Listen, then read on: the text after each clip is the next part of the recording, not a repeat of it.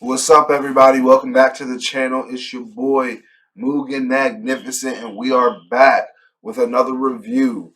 We're talking about episodes 5 through 7 of Book of Boba Fett. Hey, yo. Tell me that wasn't a different series that we were watching.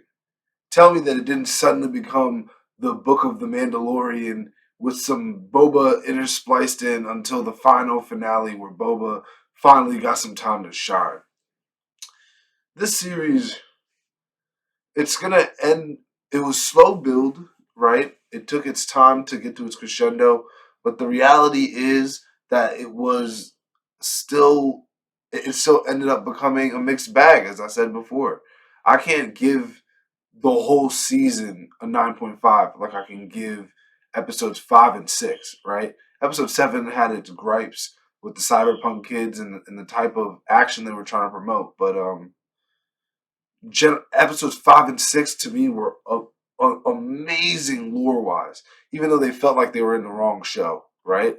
So they were amazing for giving us a sense of where the Mandalorian is, the time frame, introducing BD-8 from the game, from Star Wars Jedi Fallen Order, to the way that they intertwined Cad Bane in these episodes, and the way that they brought all these different elements of the Star Wars universe, extended universe.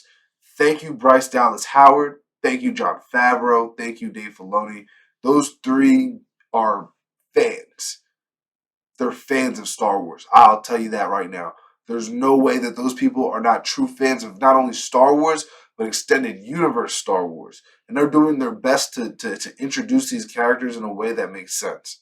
I hate the cyberpunk kids. Hate the cyberpunk kids, but I'll tolerate them for the sake of the rest of everybody else. Next thing that we have to talk about. What do I think about the series as a whole, right?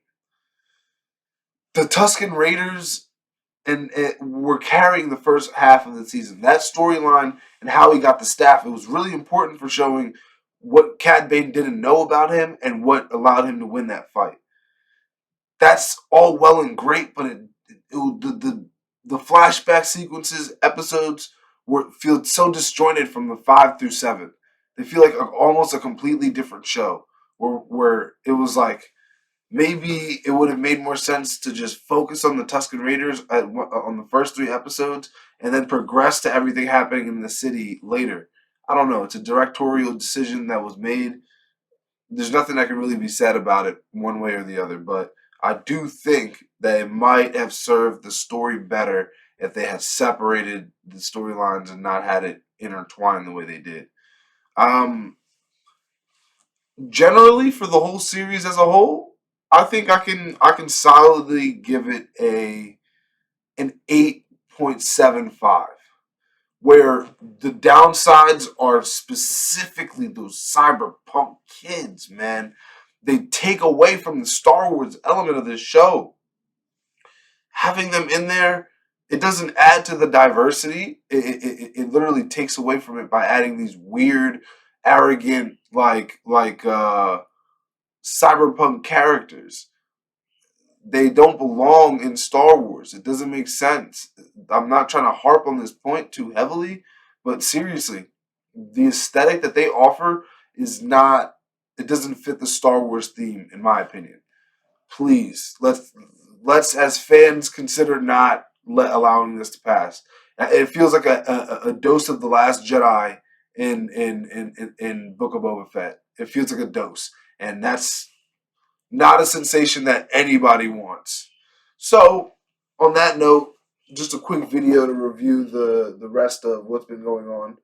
I love you guys. Stay up, stay hydrated. Movie Magnificent out.